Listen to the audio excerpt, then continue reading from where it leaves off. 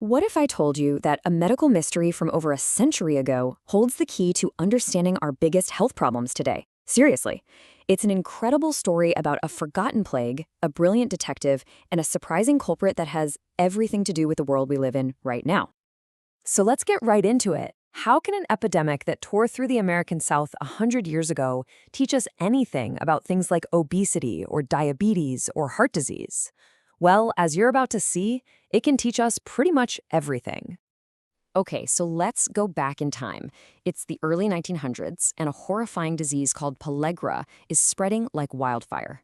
People would get this awful skin rash, then terrible diarrhea, and if it wasn't treated, it led to dementia and then death. It was a full-blown plague. And we're not talking about a small outbreak here. The scale was just staggering. Between 1906 and 1940, hundreds of thousands of people got sick, mostly folks in prisons, orphanages, and poor cotton mill towns. The entire medical world was stumped and, frankly, scrambling. Now, you have to understand, at the time, there were two main ideas about what was going on. The mainstream view was that it had to be an infection, right? I mean, it was hitting people living in crowded places. But there was this other kind of radical idea that it was caused by a bad diet, and almost nobody took that seriously. And this is where our hero enters the picture.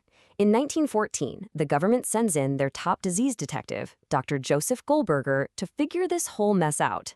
And Goldberger, well, he wasn't the kind of guy to just accept what everyone else was saying.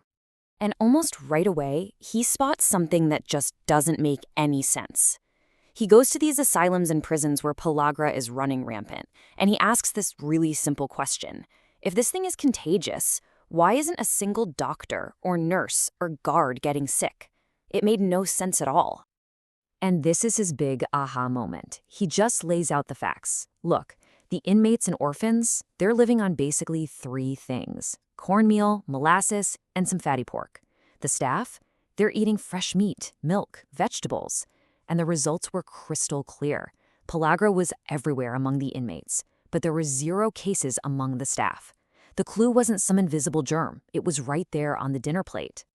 So to prove it, he runs this incredibly simple but brilliant experiment. He gets fresh food, milk, eggs, meat, for a group of orphans. And guess what? The next year, pellagra completely disappeared from that orphanage. But, and this is the tragic part, when his funding got cut and the kids had to go back to the old cornmeal diet, the disease came roaring back. He had his proof. This was a nutritional deficiency. Now, Goldberger's story is amazing on its own, but its real power, the reason we're talking about it today, comes when we look at it through a modern public health lens. And for that, we need to talk about a guy named Jeffrey Rose, an epidemiologist who gave us a framework for how to think about this stuff. Okay, so think of public health like a river. Way, way downstream, you've got tertiary prevention. That's basically treating people who are already sick. Move a little upstream, and you've got secondary prevention. Screening to catch a disease early. Further up still is primary prevention, trying to help high-risk people from getting sick in the first place. But the real magic, the most powerful stuff, happens all the way upstream. And that is called primordial prevention. This is where you stop asking what's wrong with individuals, and you start asking, why do so many people have this risk factor to begin with? It's not about individual choices. It's about the big societal systems that create the problem in the first place. Which brings us back to a huge gaping hole in Goldberger's theory. A lot of powerful people in the South who did not want to admit their workforce was malnourished, they pointed out a really smart flaw in his argument. They said, hey, hold on. Poor people down here have been eating a corn-based diet for generations. Why did this epidemic suddenly explode in 1906? And the answer, well, it was the ultimate upstream cause. It had nothing to do with germs, and it wasn't really about individual food choices either. It was about a fundamental change in the food system itself. Here it is. This is the real culprit.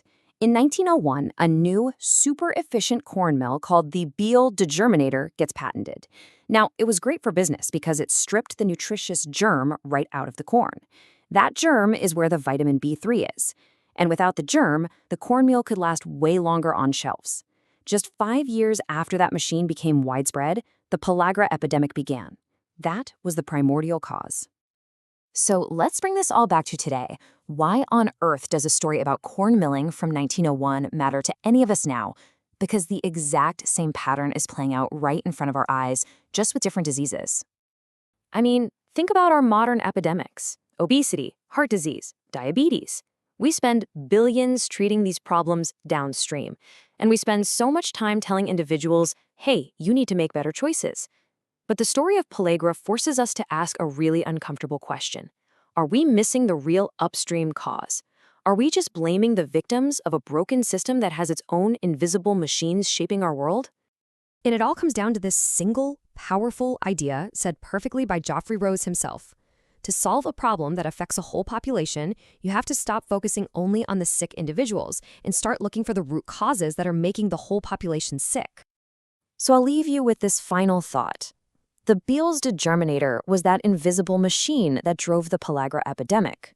So the question for us is, what are the modern corn mills, the big industrial, economic, or even political systems that are driving our health crises today? Because learning to think upstream, well, that's the first step to finding the answer.